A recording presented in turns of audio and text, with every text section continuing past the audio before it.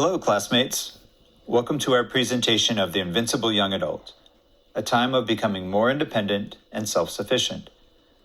To help us learn more about the developmental milestones of 16 to 18-year-olds, we have structured our presentation so that major themes and information for this age group are presented on our slides. While those themes are not directly talked about, they are ingrained within our narrative to provide us the learning opportunity as to how they may present in a typical teenager. See how many you can identify within our story. We hope you enjoy it. Say hello to Quinn Fabray, the protagonist of our story. Quinn is a 16-year-old sophomore at William McKinley High School. She's been looking forward to this next school year and all that it has to offer her. She has worked hard to get where she is and isn't going to let anything get in her way of fulfilling her dreams. And if someone does get in her way, it probably isn't something that a nice big cold slushie couldn't fix.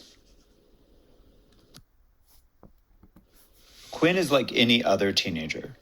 When she wakes up in the morning, the first thing she does is grab her phone to catch up on her current events and correspondence, aka TikTok and texts. Her friend Santana, who's also on the cheer squad with her, texts her to ask if they were wearing their cheer uniforms today. Quinn sends a quick reply of duh. Santana immediately responds with, awesome, pick you up at 8. Soon after, though, her mom knocks on her door and pops her head in to make sure Quinn is awake and moving. Her mother asks, did you finish your English paper and study for your history test last night? Quinn replies, yes, mother. I had Daddy proofread it last night, and he said that my writing has improved a lot. While she's really thinking she wished she could just skip school and stay in bed until cheer practice. Her English class hasn't been an issue for her anyway, but her history class is another story. Why does she need to remember all those facts that happened so long ago anyway? Quinn pulls herself out of bed to go get ready. She spends so much time making sure that she looks perfect for the day that she didn't leave much time for herself to eat breakfast. She grabs a slice of toast and a quick sip of orange juice before she hears Santana honking out front and runs out the door. As Quinn walks outside, she sees Santana's convertible in the driveway with the top already down. Their friend Brittany is already in the back seat. She hops in the passenger seat and chooses not to apply her seatbelt for fear of wrinkling her uniform. It's only a 10-minute drive to school anyway. What could happen? Besides cheer, her friends are the most important thing in her life. They spend almost every waking hour together, except when she sees her boyfriend Finn or the occasional meeting with Puck on the side. They understand her, keep her secrets, and have so much in common. They have the same fashion sense, at least when they aren't wearing their uniforms. They always eat lunch and go almost everywhere together. And most importantly, they also think that cheer is life. Knowing this, Quinn has realized that the less she argues and the more she works with her parents, the more freedom she has and gets to spend time doing what she wants to do. She makes it through her classes and thinks she did pretty well on her history exam before it's finally time for cheer practice. Quinn has been doing cheer since before she could walk, and her mother gave her a set of pom-poms as a baby. Practice has helped her to improve her tumbling skills and avoid mistakes she's made in the past. Quinn's mind flashes back to a time shortly after she started puberty where she felt like her feet were so heavy and awkward that during cheer practice she once tripped and knocked down their human pyramid. Luckily, no one was seriously hurt. Quinn shudders and shakes off the embarrassing memory. Quinn tries to focus. She counts down 3, 2, 1, and with the help of her squad, perfectly executes the toss into a backflip and catch. They have been working hard for months for this week's upcoming cheer competition where they're favored to place first. Just then, Brittany runs up to her and discreetly asks if she has an extra tampon. Quinn is always prepared, but as she reached in her bag to grab one for Brittany, she realizes that she's late. She had been so caught up with the upcoming competition that she hadn't realized that she hadn't gotten her period. Thoughts run through her head. When was I supposed to have my period? How late am I? When did she last Netflix and chill with Puck? She starts to get a sinking feeling in her stomach. Luckily, practice is over now. She was supposed to hang out with Santana and Brittany, but lies to them and tells them that she has homework she needs to finish, and tells them that she will see them later as she heads home. As Quinn walks home,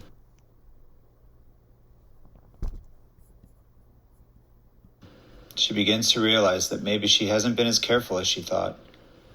She's worked so hard and come so far. She's been doing well in school to keep her grades up to be able to compete. She spent hours on hours practicing with her squad. She didn't think anything like this could ever happen to her. I mean, she's seen it happen to other girls, but that could never happen to her, right? She had been feeling on top of the world like nothing could stand in her way. But now this. What if she is pregnant? What would people say? Her parents would be so ashamed. Their church wouldn't approve. Would her friends still continue to be her friends? She'd probably have to give up cheer. What would she be without cheer? She'd never compete in nationals. Would she still be able to go to Navarro College?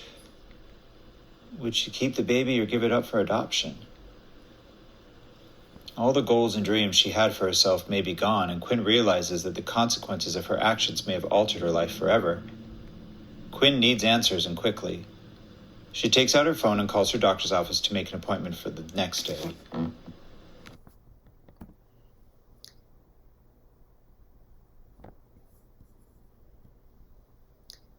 Quinn's bladder was about to burst when she got to the doctor's office. She really went down the rabbit hole on her phone last night trying to see what WebMD had to say about what to expect today. She remembered not to pee before leaving school because she would have a urine pregnancy test, but she doesn't know if she's going to be able to hold it in the waiting room. Thankfully, her name is called not too soon after squirming in her chair. The nurse asks her to pee into a cup, and she'll find out the results soon. While she waits, they get her weight, height, and vital sign. Quinn enters one of the rooms and changes into the gown provided on the table, making sure to fold her clothes and neatly tuck her underwear underneath. She scrolls through her phone, trying to pass the time. Her anxiousness is making her heart race and her legs shake uncontrollably. After what feels like 5 hours, the doctor knocks on the door. Quinn practically jumps off the bed. The doctor sits on the stool and, to Quinn's relief, tells her she's not pregnant. But the doctor would like to know more about her sex history and safe sex practices. Quinn tells her all about Puck, and after a lengthy discussion about sexually transmitted disease prevention, risks of pregnancy, and birth control, Quinn agrees to always wear a condom from now on. The doctor also asks Quinn what day was the last time she got her period. She pulls out her phone, opens her cycle tracking app, and realizes her next period prediction date is in 2 days. Silly her. She's just been so sleep deprived, not eating like she normally does, and practicing so much for this week's competition that she forgot to check her app. Crap, Quinn says. I'm going to be on my period during the competition. It normally lasts about 5 days. A few minutes ago, she was worried about a baby. Now she's nervous she's going to stay in her uniform like Santana did that one time. While she's here, the doctor asks if it would be okay to perform a physical exam, specifically to check her breasts and private area. Quinn always dreads this part of the exam. So embarrassing since it's not just the doctor that has to be in the room, but the nurse too. Thankfully, it's over quickly and the nurse is gone before she can ask where she got those cute earrings from. The doctor then asks her to stand and touch her toes so the doctor can check her spine. She can obviously go way past her toes with all her cheer practice stretching. The doctor asks about her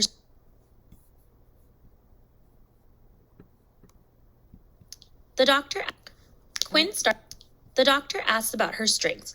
Obviously, being cheer captain is a huge strength, and she copes with the stresses of life from support from her family and teammates. She wants to do well in school and loves going to school to see her friends and teammates, but she understands that she could spend more time studying to turn some of her B's into A's. But cheer is more important to her. She tells the doctor she loves her Christian family very much and lives at home with her mother, father, and brother. Activities include cheerleading, going to church on Sundays, and she enjoys spending time with her friends and family. She's appalled when the doctor asks her if she smokes. She can't have disgusting cigarettes stain her teeth yellow while she smiles from the top of the pyramid. She also doesn't like doing drugs and wouldn't risk her ability to compete in cheer competitions. Emotionally, she has been feeling stressed about this week's upcoming cheer competition, and this pregnancy scare was a huge downer. But normally Quinn is so happy both on the football and basketball field and off. She appreciates the easiness to talk to the doctor about Puck and their whim of a decision of sex after his big football win, but knows now she has to be more careful. She knows now that they have to use condoms every time they have sex because she cannot risk missing out on cheer competitions, graduating high school, and going to her dream college, Navarro College, to compete in the NCAA Nationals in Daytona. Lastly, she tells the doctor she feels safe and is as safe as she can be at practice. She trusts her teammates and spotters completely. Quinn starts to get ready to change back into her uniform when the doctor asks her if she knows if she's up to date on her shots. Quinn's jaw drops, thinking she's talking about lip fillers. I haven't gotten my lips injected. I mean, I think I want to someday, but my parents would kill me if I did that right now. I mean, if Kylie Jenner can do it, why can't I? The doctor apologizes for the misunderstanding and asks her about her vaccine history, if she knows if she's received all her immunization shots. Quinn laughs embarrassingly and tells the doctor she has received them all, but doesn't remember getting the flu shot this year. The doctor tells her to ask her mother to make her an appointment so she can get 2 meningococcal disease vaccines and her flu shot. Quinn sets a reminder on her phone. She can't get sick right now. The squad is depending on her. Quinn leaves the office is completely relieved. Eager to tell Puck the news that she isn't pregnant, she begins to text him while driving, but remembers what the doctor said about not texting and driving. So she puts her phone down and decides to text him once she's home. She makes sure to put her seatbelt on too. She's going to remember to sleep at least 8 hours a night so she can be less stressed. I mean, why does she need TikTok until midnight? That's not going to help her get into Navarro College. She also needs to have lunch when she gets home. No more skipping out on meals or snacks. She needs her strength for the competition in a few days. Quinn gets home, lays on the couch to text Puck, but before she can, she feels the relief come over her. Her eyes begin to close, and she begins to dream of winning her cheer competition in a few days. That big trophy looks so good in her hands. I mean, right now, it's better than holding a baby. The end.